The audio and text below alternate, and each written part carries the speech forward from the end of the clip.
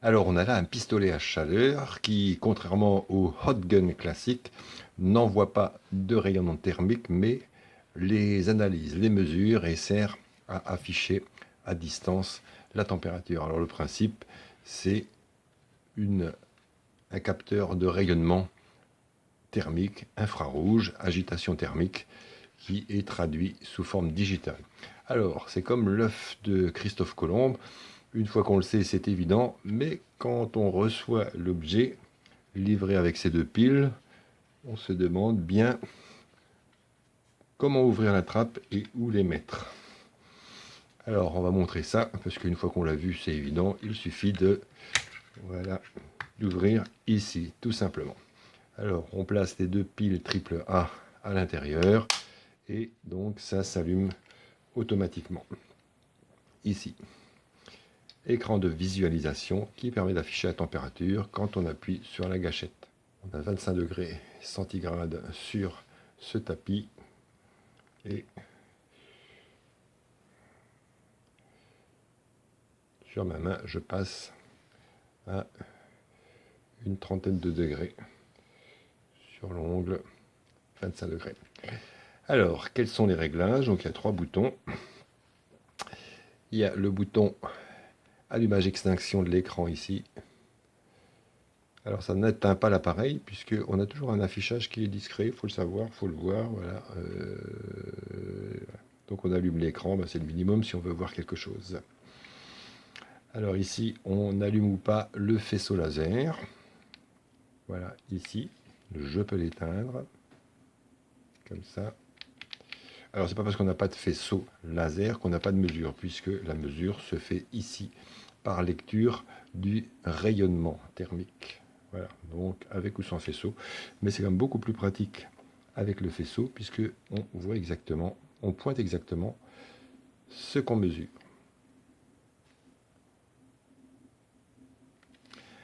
Alors, le paramétrage se fait grâce au bouton du milieu. On a un appui long, entre en mode de paramétrage.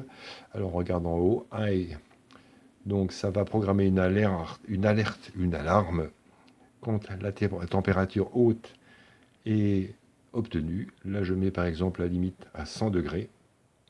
Donc on va régler la température en manipulant les flèches haut et bas, sachant que c'est une manipulation qui est assez délicate. Pour une unité ça va bien, mais pour plusieurs unités ça monte et ça descend très vite. Bon, voilà, tchac, ça y est.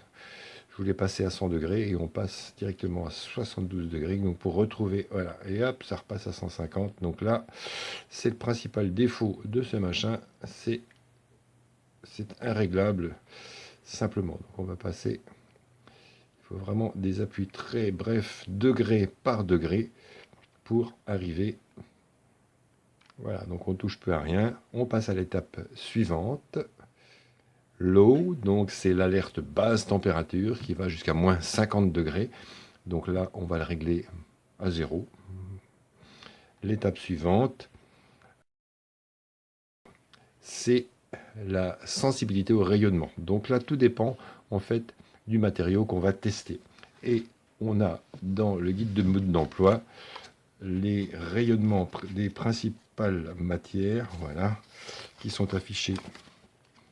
Par exemple, on va régler si c'est de l'aluminium métallique 0,2, 0,3, et si c'est un mur de béton, par exemple une cheminée, on va régler 0,95. Donc c'est réglé par défaut à 0,95.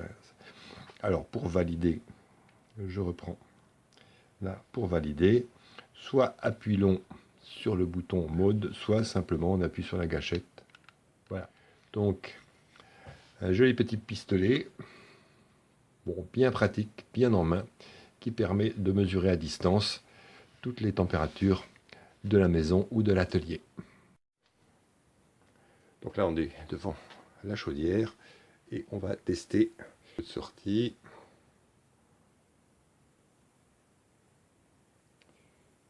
Ici,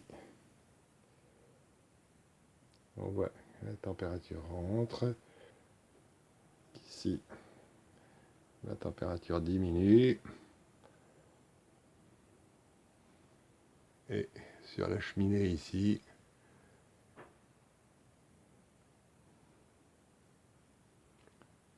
25 degrés ici. Et à la sortie du poêle,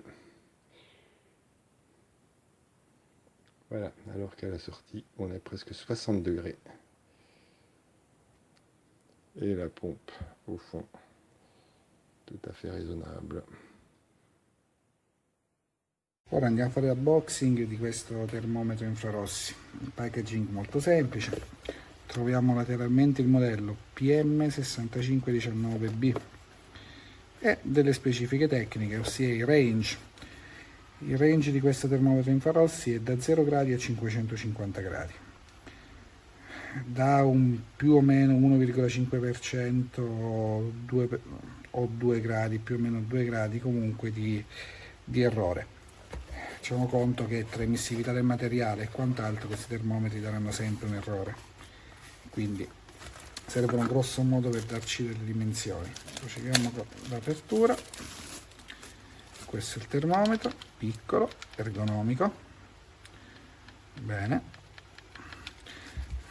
abbiamo il suo manuale di istruzioni, le varie lingue. Siamo fortunati perché questo è l'italiano, quindi sì, abbiamo anche la lingua italiana con tutti quanti i dati tecnici. Bene, procediamo quindi un attimo a fare la prima accensione e ad aprire le batterie, che è sempre ormai un lavoro difficile aprire le batterie.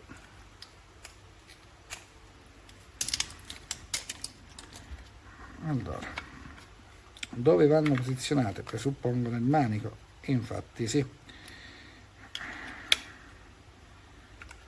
Possiamo notare come ci sia una piccola cerniera. Il display a colori. Qui è per accendere o spegnere la luce.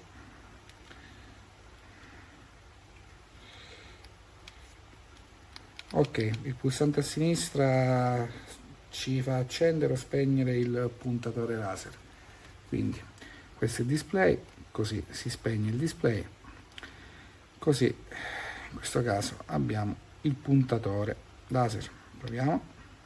Ci dà un 29 gradi, 30. Vediamo sulla mia persona.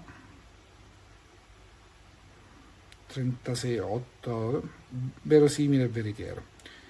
Notiamo come ci sia la temperatura massima raggiunta anche. Ma devo dire, tutto sommato è un prodotto carinissimo, un bel prodotto. Farò adesso delle prove comunque di diverso genere, anche fornelli accesi e altro. Qui c'è un filetto di qualcosa, un avanzo di colla della lavorazione, benissimo.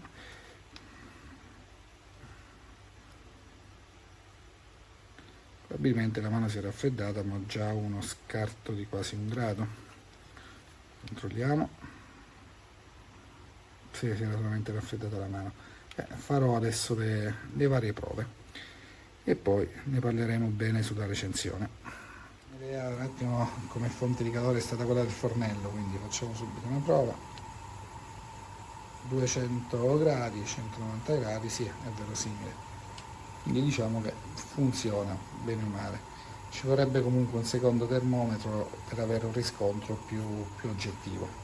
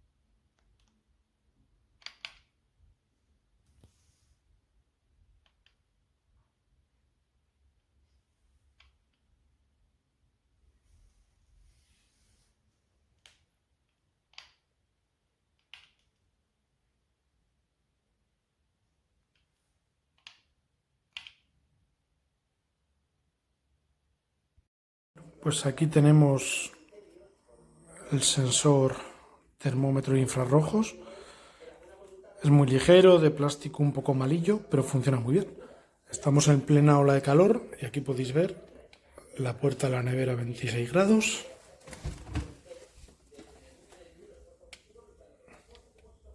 El interior mucho menos, y la prueba de fuego, si lo dejas pulsado, te va poniendo la temperatura que hace, te calcula la media.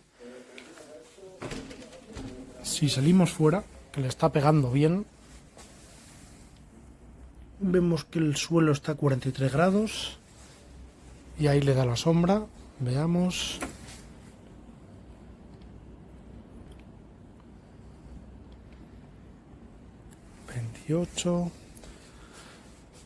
El toldo lo tenemos a 53 grados. Vamos, que os lo llego a saber, no lo saco.